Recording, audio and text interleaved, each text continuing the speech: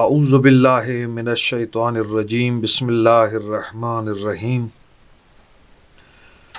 اس وقت وطن عزیز پاکستان میں ایک اہم مسئلہ پوری ملت کی توجہ کا مرکز بنا ہوا ہے، اور وہ ہے یکساں قومی نصاب۔ اگرچہ بنیادی طور پہ اس کا تصور تو بہت ہی خوبصورت تھا، اور تصور یہ تھا کہ جو پرائیویٹ اسکول ہیں، جو سرکاری اسکول ہیں اور جو دینی مدارس ہیں، ان کے درمیان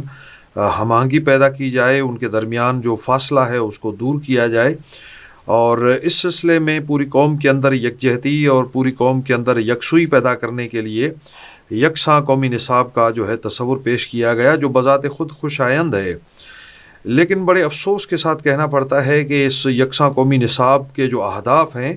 وہ حاصل کرنے کی بجائے اس کے اندر بہت سارے متنازعہ امور کو چھیڑا گیا ہے، جس کی وجہ سے خدشہ یہ ہے کہ قوم کے درمیان یکجہتی اور اخوت کے فروغ کی بجائے یہ تفریق اور تفرقے اور دوریوں کا سبب بنے گا۔ میں سمجھتا ہوں کہ اس قومی نصاب کو متنازع بنانے کی بجائے حکومت کو چاہیے کہ وہ فوری طور پر جو اعتراضات ہیں ملت جعفریہ کے اور دیگر مکاتب فکر کے، ان کو بڑی سنجیدگی سے لے اور اس کو فوری طور پہ حل کرے۔ میں اس میں ان مسائل کی طرف اشارہ کروں گا جو بہت ہی زیادہ اس وقت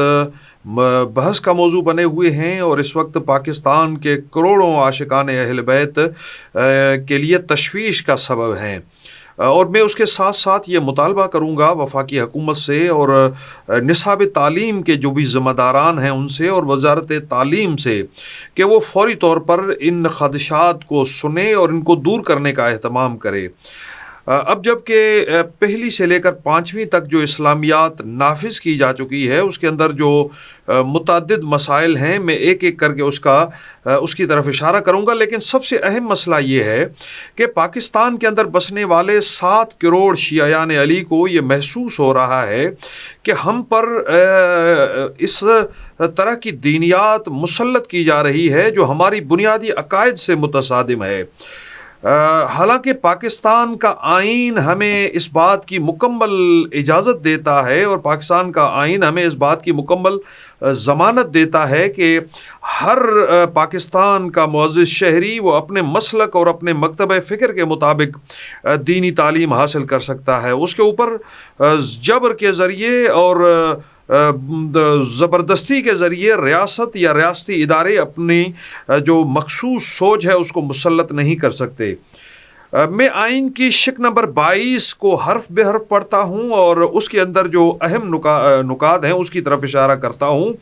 اس کے بعد میں ان مسائل کی طرف اشارہ کروں گا جس پہ اس وقت ملت جعفریہ کے علماء اور اکابرین اور جو قومی تنظیمیں ہیں، ملت کی جو نمائندہ جماعتیں ہیں، ان کو شدید اعتراضات ہیں۔ پاکستان کا آئین اس کی شق نمبر 22 میں کہتا ہے، نمبر 1، کسی تعلیمی ادارے میں تعلیم پانے والے کسی شخص کو مذہبی تعلیم حاصل کرنے یا کسی مذہبی تقریب میں حصہ لینے یا مذہبی عبادت میں شرکت کرنے پر مجبور نہیں کیا جائے گا اگر ایسی تعلیم، تقریب یا عبادت کا تعلق اس کے اپنے مذہب کے علاوہ کسی اور مذہب سے ہو۔ ہم سمجھتے ہیں کہ جو ہمارا جو نقطہ نظر ہے، ہمارے جو مذہبی عقائد ہیں، اس کے خلاف اور اس سے متصادم کچھ نظریات کو ہمارے اوپر مسلط کرنے کی کوشش کی جا رہی ہے۔ اہل سنت بلا شک وہ اپنے عقیدے کے مطابق جو ان کے نقطہ نظر ہے اس کے مطابق تعلیم حاصل کریں، ہم ان کا تعلیمات کا احترام کرتے ہیں، لیکن جب آپ اہل تشیع کو پڑھانا چاہتے ہیں تو یا تو آپ ہمارے جو نقطہ نظر ہے اس کو آپ شامل کریں، ایک مشترکہ نصاب بنائیں کہ جس کے اندر اہل سنت اور اہل تشیع دونوں کے نقطہ نظر کو بیان کریں۔ یہ بڑا حسین امتزاج ہوگا۔ اس کی مثالیں موجود ہیں۔ پاکستان کے اندر 1975 میں جو نصاب پڑھایا جاتا تھا اس کے اندر سب سے پہلے جو مشترکہ نقطہ نظر ہے وہ بیان کیا جاتا تھا، اس کے بعد اہل سنت کا نقطہ نظر، اس کے بعد جو ہے اہل شیعت کا اگر کسی مسئلے پہ اختلافی نقطہ نظر ہے تو وہ ذکر کیا جاتا تھا۔ مثال کے طور پر نماز شیعہ سنی تمام مسلمانوں کے درمیان متفق علیہ ہے۔ آپ نماز بیان کریں، نماز کے آداب بیان کریں، نماز کے بارے میں آیات بیان کریں، لیکن جب احادیث بیان کرتے ہیں نماز کی اہمیت کے بارے میں تو جہاں آپ صحیح بخاری کا آپ حوالہ وہاں بیان کرتے ہیں، صحیح مسلم کا حوالہ بیان کرتے ہیں، صحاح ستہ کا حوالہ بیان کرتے ہیں، تو وہاں کتب اربع کا بھی آپ حوالہ ضرور شامل کریں، کیونکہ اصول کافی، فروع کافی، من لا یضر الفقی، الاستبصار، تہذیب الاحکام، یہ بہت بڑا ذخیرہ ہے احادیث کا جو مکتب اہل بیت کی مستند ترین کتابیں شمار ہوتی ہیں۔ یا مثال کے طور پر میں اس کے لیے کیمبرج کی مثال دینا چاہوں گا۔ کیمبرج نے او لیول کے لیے جو نصاب ترتیب دیا ہے آپ اس سے بھی استفادہ کر سکتے ہیں۔ وہاں انہوں نے جب احادیث کی بحث کی ہے اور کتب احادیث کا تذکرہ کیا ہے تو پہلے صحاح ستہ کی انہوں نے تعارف بیان کیا ہے، صحیح بخاری، صحیح مسلم، ابن ماجہ، ترمذی، سنن نسائی، سنن ابی داؤد، ان کا تذکرہ کرنے کے بعد، ان کا تعارف پیش کرنے کے بعد پھر انہوں نے کتب اربع کا ذکر کیا ہے اور کہا ہے کہ اہل تشیع کے ہاں جو مستند ترین کتب احادیث ہیں وہ یہ ہیں، اور ان کا ایک مختصر تعارف بیان کیا ہے۔ اس سے مذہبی ہم آہنگی پیدا ہوگی، اس سے اہل شیعت اور اہل سنت کے جو نوجوان نسل ہے جو تعلیم حاصل کر رہے ہیں وہ ایک دوسرے کو سمجھیں گے اور ایک دوسرے کے لیے احترام کا جذبہ ان کے اندر قائم ہوگا۔ ہم نہیں چاہتے کہ آپ بالکل الگ تھلگ ان کو کر دیں اور ملت کے اندر ایک تفریق پیدا ہو۔ ہم چاہتے ہیں کہ ایک ایسا نصاب تعلیم لے کر آئیں جو مذہبی ہم آہنگی کا سبب بنے، جو رواداری کا سبب بنے۔ پاکستان پہلے ہی یہاں گزشتہ کئی دہائیوں سے فرقہ واریت اور نفرتوں کے حوالے کیا جا چکا ہے، یہاں دہشت گردی کی گئی، یہاں کافر کافر کے نعرے لگے۔ ان کے سد باب کے لیے یہ ضروری ہے کہ ایک ایسا نصاب تعلیم لایا جائے جو تمام مسالک کو قابل قبول بھی ہو اور ان کے درمیان ہم آہنگی اور رواداری اور محبت اور اخوت کا جو فضا ہے اس میں فروغ کا سبب ہو۔ میں اب اس مرحلے پر یہ جو یکساں نصاب تعلیم ہے اس کے بعض اہم نکات کی طرف اشارہ کرنا چاہوں گا اور پھر اس کے بعد ان صفحات کی بھی میں نشاندہی کرنا چاہوں گا۔ اس کے لیے ہم نے سر دست دو نصاب جو ہے وہ ان کا تفصیلی مطالعہ کیا ہے۔ یہ جو یکساں نصاب تعلیم ہے اس کی روشنی میں ایک فیڈرل بورڈ کا نصاب ہے جو اسلام آباد میں رائج ہے، ہم نے اس کا بھی بغور مطالعہ کیا ہے، اور ایک جو ہے وہ پنجاب ٹیکسٹ بک بورڈ کی طرف سے جو نصاب شائع کیا گیا ہے۔ میں اس میں جو چیدہ نکات ہیں اس کی طرف اشارہ کروں گا۔ مثال کے طور پر اس کے اندر جو ہے یہ جو نصاب کی کتاب ہے اور اس کا صفحہ نمبر ہے 5 اور یہ دوسری دینیات ہے، یعنی کلاس دوم دوسرے درجے کے جو طلباء ہیں ان کے لیے ہے۔ آپ دیکھیں کہ اس کے اندر درود شریف کی ہیڈنگ دی گئی ہے، اوپر ایک حدیث بیان کی گئی ہے کہ جمعہ کے دن کثرت سے درود پڑھنا چاہیے، اس لیے کہ درود آپ صلی اللہ علیہ وعلی آلہ واصحابہ وسلم پر پیش کیا جاتا ہے۔ سنن ابی داؤد حدیث نمبر 1047۔ اب بہت مناسب تھا کہ یہی درود کی عظمت کے حوالے سے آپ ایک حوالہ بیان کر دیتے اہل شیعت کی کسی مستند کتاب کا، تو اس سے جو ہے وہ قومی یکجہتی کا تاثر جو ہے وہ مضبوط ہوتا۔ اب نیچے انہوں نے خود درود کی اہمیت کے حوالے سے سورہ احزاب کی آیت نمبر 56 کا ترجمہ بیان کیا ہے دوسری سائٹ سے، اور پھر نیچے درود شریف لکھا ہے صلی اللہ علیہ وعلی آلہ واصحابہ وسلم۔ افسوس کی بات یہ ہے کہ یہ درود لکھتے ہوئے کسی کتاب کا حوالہ نہیں دیا گیا، حالانکہ ہونا تو یہ چاہیے تھا کہ جب آپ نے درود لکھا ہے تو یہ کسی کتاب کا حوالہ ہونا چاہیے تھا، کسی اہل سنت کی مستند کتاب کا حوالہ دے دیتے۔ میرا سوال ہے کہ یہ درود شریف جو آپ لے کر آئے ہیں اس کتاب کے اندر اور بچوں کو، نئی نسل کو پڑھا رہے ہیں، کیا کسی اہل سنت کی کتاب سے آپ اس کو ثابت کر سکتے ہیں؟ کیا کسی اہل سنت کی مستند کتاب، صحیح بخاری، صحیح مسلم، ابن ماجہ، ترمذی، ترمذی, سنن نسائی, سنن ابی داؤد, کسی ایک میں یہ درود شریف لکھا ہوا ہے جس کو آپ پاکستان کی نوجوان نسل کو اور پاکستان کے 22 کروڑ مسلمانوں کو آپ پڑھانا چاہتے ہیں؟ یعنی صلی اللہ علیہ وعلی آلہ و اصحابہ وسلم, اس عبارت کے ساتھ کون سی آپ کی مستند کتاب میں یہ آپ کو حوالہ, آپ نے اس لیے حوالہ نہیں دیا, آپ کو حوالہ تو اس درود شریف کا دینا چاہیے تھا. کیا پاکستان کے اندر اگر پنجاب اسمبلی ایک بل پاس کرتی ہے تو کیا اس کی شرعی حیثیت ہو جاتی ہے؟ کیا 14 صدیوں کے اندر جو امت مسلمہ کے پاس ایک متفقاً علیہ درود موجود ہے, جو پاکستان کے تمام مکاتب فکر بلکہ پوری دنیا اسلام میں وہ متفقن علیہ ہے, یعنی درود ابراہیمی, کیا حرج ہے کہ آپ اس کی جگہ پہ آپ درود ابراہیمی کو یہاں لے کر آتے؟ اور درود ابراہیمی جو ہے وہ متفقن علیہ ہے, جس پہ کسی کو اعتراض کا موقع نہیں ملتا اور کسی کو اس سے اختلاف نہیں ہے. لیکن افسوس یہ ہے کہ یہاں پہ انہوں نے ایک ایسی عبارت کو لے کر آئے ہیں جو پنجاب اسمبلی کو بنیاد بنا کر پوری کتاب میں پہلے کلاس اول دینیات سے لے کر جتنی بھی اب تک دینیات کا نصاب شائع ہوا ہے اور دینیات کے علاوہ جتنا نصاب شائع ہوا ہے اس کے اندر آپ ایک ایسا درود لے کر آئے ہیں جو کسی مستند کتاب سے آپ اس کو ثابت نہیں کر سکتے, اور بغیر حوالے کے آپ نے اس کو پورے پاکستان کے جو ہے مسلمانوں پہ آپ نے اس کو لاگو کر دیا ہے. حالانکہ اہل تشیع کا نقطہ نظر یہ ہے کہ درود ابراہیم کو اس میں آنا چاہیے, اور جو صدیوں سے امت مسلمہ کے درمیان رائج درود ہے اسی درود کو اس کی جگہ پہ رکھا جانا چاہیے. دوسرا جو اہم مسئلہ ہے اور وہ ہے وہ غزوات جس کا آپ نے تذکرہ کیا ہے اپنے دینیات کی کتاب پنجم میں. اس کے اندر جو ہے غزوات پیغمبر صلی اللہ علیہ وآلہ وسلم کا تذکرہ ہے. اس کے متعدد صفحات ہیں, صفحہ نمبر 62 ہے اور اس کے علاوہ صفحہ نمبر 61 ہے اور صفحہ نمبر 60 ہے. ان کے اندر غزوہ بدر کا ذکر ہے, صفحہ نمبر 60 پر, صفحہ نمبر 61 پر غزوہ احد کا ذکر ہے اور صفحہ نمبر 62 پر غزوہ خندق کا ذکر ہے. لیکن تعجب کی بات یہ ہے کہ ان غزوات کے اندر جب تذکرہ آپ نے کیا ہے تو کہیں پر بھی حضرت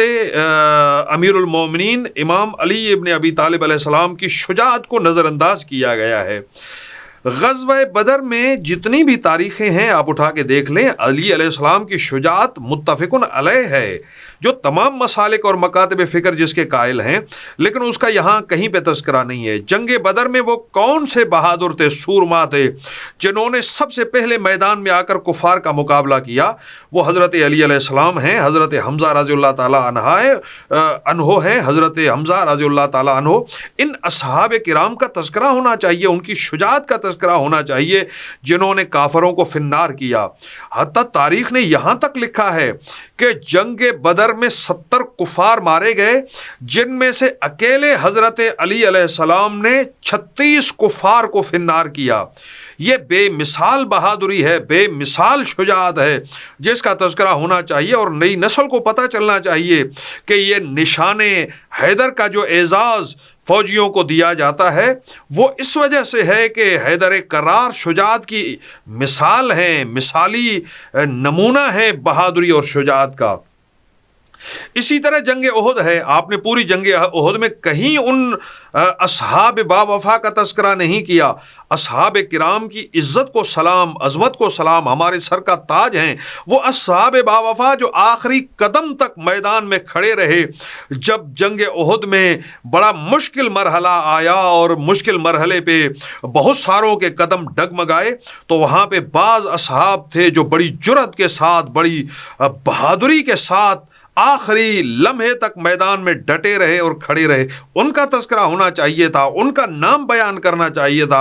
حضرت علی علیہ السلام نے جو بے مثال بہادری دکھائی جنگ احد میں, اس کا تذکرہ ہونا چاہیے تھا. جب آپ علیہ السلام کی تلوار ٹوٹ گئی تو آپ بارگاہ رسالت میں حاضر ہوئے اور عرض کی یا رسول اللہ میری تلوار ٹوٹ گئی ہے کفار سے لڑتے ہوئے. تو سید الانبیاء نے آسمان کی طرف دیکھا اور پھر آسمان سے یہ آواز بلند ہوئی, لا فتح اللہ علی لا سیف اللہ ذوالفقار, اور پھر آپ کے لیے وہ تلوار نازل ہوئی اور وہ علی علیہ السلام کی مشہور تلوار ذوالفقار. اس کا تذکرہ ہونا چاہیے تھا یہاں پہ نوجوان نسل کے لیے. اسی طرح جنگ خندق کا جب آپ نے تذکرہ کیا ہے تو جنگ احزاب اور جنگ خندق کے اہم ترین جو بہادری اور اس کے اندر غزوہ خندق کا آپ نے اس کو نظر انداز کر دیا ہے، اگرچہ آپ نے اس کے اندر یہ ذکر کیا ہے کہ مسلمانوں کی غزوہ ہے، لیکن اس کے اندر جو جہاد ہے اس کو آپ نے بیان نہیں کیا۔ پورے عرب پر مسلمانوں کا رعب اور دبدبہ قائم ہو گیا، مسلمانوں کے یقین اور ایمان میں اضافہ ہوا، مسلمانوں کو اسلام کی تبلیغ کرنے کا بھرپور موقع میسر آیا۔ یہ سب اچھی باتیں آپ نے کی ہیں، لیکن اس جنگ کے اندر آپ نے ضروری طور پر یہ کہنا تھا، آپ نے یہ تو لکھا ہے کہ ایک رات شدید طوفان آیا جس نے دشمنوں کے خیموں کو اکھاڑ دیا اور وہ راتوں رات میدان خالی کر کے بھاگ گئے جنگ خندق میں، لیکن آپ نے یہ نہیں بتایا کہ جب عمر بن عبدود جیسا پہلوان اور بہادر شاہ سوار میدان میں آیا اور اس نے آ کے آواز دی، کون ہے حل من مبارز کی آواز دی، تو کون بہادر تھا جو اس کے مقابلے میں آیا، اور رسول اللہ نے کن کے لیے کہا کہ لقد برز الایمان کلہ الی الکفر کلہ۔ تو یہ بہت اہم ہے کہ رسول اللہ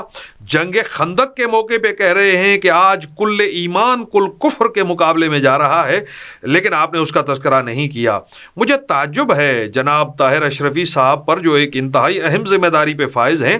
وہ کہتے ہیں کہ ہم نے بغیر نصاب دیکھے اعتراض کیا ہے۔ اشرفی صاحب، آپ ان معاملات کو ذرا غور سے دیکھیں، آپ بیٹھیں، آپ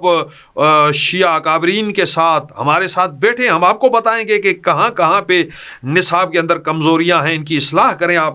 تاکہ یہ متنازع نصاب نہیں بلکہ متفق علیہ نصاب بن جائے۔ ہم چاہتے ہیں کہ وحدت کو فروغ دیں، ہم چاہتے ہیں کہ حب الوطنی کو فروغ دیں اور تمام مسالک کے درمیان محبت اور اخوت کا کہ ہم داعی ہیں۔ ہمارا تو نام ہی مجلس وحدت مسلمین ہے، جو وحدت مسلمین کے لیے کی علم بردار ہے، لیکن وحدت کا مطلب یہ نہیں ہے کہ آپ 7 کروڑ شیعہ عوام کے اوپر آپ کسی اور مسلک کا جو عقیدہ ہے اس کو آپ مسلط کریں۔ آپ ہمارے بچوں کو نماز پڑھتے ہوئے اتحیات کا جو ہے درس دیں۔ ہمیں جو بھی دینیات پڑھنی ہے وہ اپنے مسلک کے مطابق اور اپنے مستند ترین کتابوں کی روشنی میں ہمیں چاہیے دینیات، ہم اس کا مطالبہ کرتے ہیں۔ میں یہاں پہ ایک اور اہم ایشو کی طرف متوجہ کروں گا، اور یہ پوری امت مسلمہ کے لیے انتہائی اہمیت کا حامل مسئلہ ہے۔ یہ حضرت علی مرتضیٰ رضی اللہ تعالی عنہ، یہ اس کا باب قائم کیا گیا ہے، اور اس کے اندر آپ دیکھیں کہ جگہ جگہ پہ انہوں نے حضرت حسن اور حضرت حسین رضی اللہ تعالی عنہما، آپ کو اہل بیت کا نام لکھتے ہوئے ان کے لیے مناسب القابات استعمال کرنے چاہیے جو امت مسلمہ کے متفق علیہ جو ہے مسئلہ ہے۔ آپ لکھتے امام حسن، حضرت امام حسن علیہ السلام، اگر آپ علیہ السلام نہیں لکھتے، کم از کم امام حسن تو آپ کو لکھنا چاہیے تھا، حضرت امام حسین، کیونکہ رسول اللہ کی حدیث ہے، شیعہ سنی دونوں کے پاس یہ مستند حدیث ہے، الحسن والحسین امامان قاما او قعدا، حسن اور حسین دونوں امت کے امام ہیں، چاہے وہ قیام کریں یا بیٹھیں، تو امام حسن لکھنا چاہیے تھا۔ آپ نے اس نصاب کے اندر امام غزالی کے لیے تو امام کا لفظ استعمال کیا ہے، لیکن حیرت کی بات ہے، افسوس کی بات ہے کہ آپ امام حسن علیہ السلام کے لیے امام کا لفظ استعمال نہیں کر رہے، امام حسین کے لیے امام کا لفظ استعمال نہیں کر رہے۔ اس سے جو ہے بہت سارے شکوک و شبہات جنم لیتے ہیں اور دل آزاری ہوتی ہے، کروڑوں مسلمانوں کی اس سے دل آزاری ہوتی ہے۔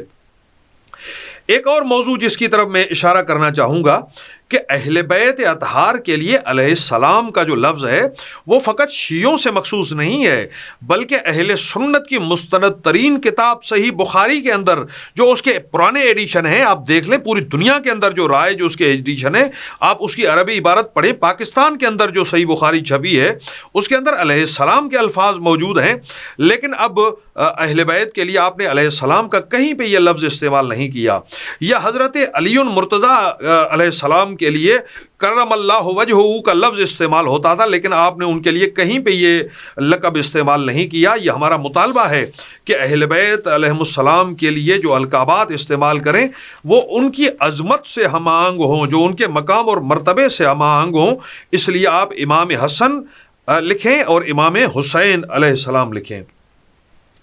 اسی طرح میں ایک اور اہم مسئلے کی طرف متوجہ کرنا چاہوں گا، اور یہ پوری امت مسلمہ کے لیے بڑی اہمیت کا حامل ہے۔ وہ یہ ہے کہ جب آپ نے وحی اور نزول وحی کا تذکرہ کیا ہے تو میں سمجھتا ہوں اس کے لیے انتہائی غیر مناسب عبارت لکھی گئی ہے۔ میں پہلے صفحہ نمبر 32 سے یہ عبارت آپ کے سامنے پڑھوں گا۔ یہ اسلامیات کی کتاب ہے اور اس کے اندر صفحہ نمبر 32 پہ جو عبارت تحریر کی گئی ہے، پہلی وحی جب نازل ہوئی اس کا انہوں نے تذکرہ کیا ہے، اور اس کے اندر جو الفاظ انہوں نے استعمال کیے ہیں کہ وحی کا نازل ہونا ایک غیر معمولی واقعہ تھا، اور اس غیر معمولی واقعے نے آپ صلی اللہ علیہ وعلا آلہ وصحابہ وسلم کی طبیعت پر بہت زیادہ اثر کیا، اور آپ صلی اللہ علیہ وآلہ وصحابہ وسلم گھر تشریف لائے۔ آپ صلی اللہ علیہ وآلہ وصحابہ وسلم پر لرزہ طاری ہو گیا۔ آپ صلی اللہ علیہ وآلہ آلہ وصحابہ وسلم گھر تشریف لائے اور ام المومنین حضرت خدیجہ رضی اللہ تعالی عنہا کو فرمایا کہ مجھے چادر اوڑھا دو۔ کچھ دیر آرام کرنے کے بعد جب آپ کی طبیعت بحال ہوئی تو حضرت خدیجہ نے کو اس عظیم واقعے کے بارے میں بتایا۔ انہوں نے ساری بات سن کر آپ کو تسلی دی اور کہا کہ اللہ کی قسم آپ کو کبھی تنہا نہیں اللہ تعالیٰ آپ کو کبھی تنہا نہیں چھوڑے گا۔ یقیناً آپ صلہ رحمی کرتے ہیں، ناتوان کا بوجھ اٹھاتے ہیں، جو چیز لوگوں کے پاس نہیں وہ انہیں کما کر دیتے ہیں۔ اور اس کے بعد انہوں نے لکھا ہے کہ اس کے بعد حضرت خدیجہ رضی اللہ تعالی عنہا آپ صلی اللہ علیہ وآلہ آلہ وصحابہ وسلم کو اپنے چچا زاد بھائی ورقہ بن نوفل کے پاس لے گئیں اور ان کو نزول وحی کے واقعے کے بارے میں بتایا۔ ورقہ بن نوفل پہلی آسمانی کتابوں تورات اور انجیل کا علم رکھتے تھے۔ انہوں نے یہ واقعہ سن کر کہا کہ یہ وہی ناموس ہے جو اس سے پہلے حضرت موسیٰ علیہ السلام کے پاس وحی لے کر آ چکا ہے، اور آپ اس امت کے نبی ہیں۔ دیکھیں یہ بڑا متنازع واقعہ ہے۔ آپ رسول اللہ صلی اللہ علیہ وآلہ وسلم کے حوالے سے اس طرح کی جب واقعات بیان کرتے ہیں تو اس میں بڑے احتیاط کی ضرورت ہوتی ہے۔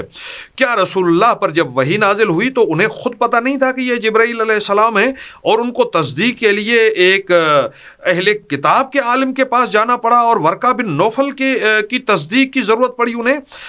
میں سمجھتا ہوں کہ یہ 100% شیعہ تعلیمات سے متصادم ہے۔ اس طرح کے واقعات ہمارے بچوں کو آپ نہ پڑھائیں دینیات کے اندر۔ ہمارا ایمان ہے کہ کنت نبیًا و آدم بین الماء والطین، آدم علیہ السلام کی خلقت سے پہلے سید الانبیاء منصب نبوت پر فائز تھے۔ یہ کہ آپ کہہ رہے ہیں کہ جب منصب نبوت عطا ہوا تو آپ پریشان ہو گئے، اس کے بعد آپ کی طبیعت بحال نہیں رہی، پھر آپ نے کمبل اوڑھا اور کمبل اوڑھ کے سو گئے، یہ آپ کی کسی کتاب میں تو ہو سکتا ہے، ہماری کسی کتاب میں اس بات کو تسلیم کرنے کے لیے تیار نہیں ہے۔ یہ ہمارے اہل تشیع کے جو یقینی اور مسلمات کے خلاف ہے۔ سید الانبیاء کو اس طرح سے پیش کرنا، سید الانبیاء کو علم تھا کہ یہ جبرائیل امین ہے اور میرے اوپر وحی نازل ہو رہی ہے، اور آپ کو کسی قسم کا اضطراب اور کسی قسم کا شک نہیں ہوا۔ یا مثال کے طور پہ اسی نصاب کی کتاب میں آپ نے لکھا ہے کہ آپ کے سینے اطہر کو آب زمزم سے دھویا گیا، یہ بھی متنازع ہے جناب۔ آپ کی کسی کتاب میں دینیات کے اندر تو ہو سکتا ہے، لیکن یہ شیعہ عقائد کے، مسلم عقائد کے خلاف ہے۔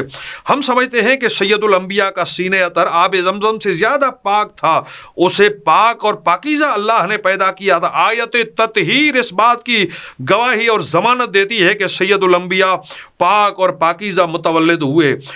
نعوذ باللہ ان کے سینے کو چیرا گیا اور اس کو آب زمزم سے دھویا گیا۔ یہ ہمارے عقائد سے متصادم ہے، اور خدا را ہمارے بچوں کو آپ اس طرح کی تعلیم دینے کی جبر نہ کریں۔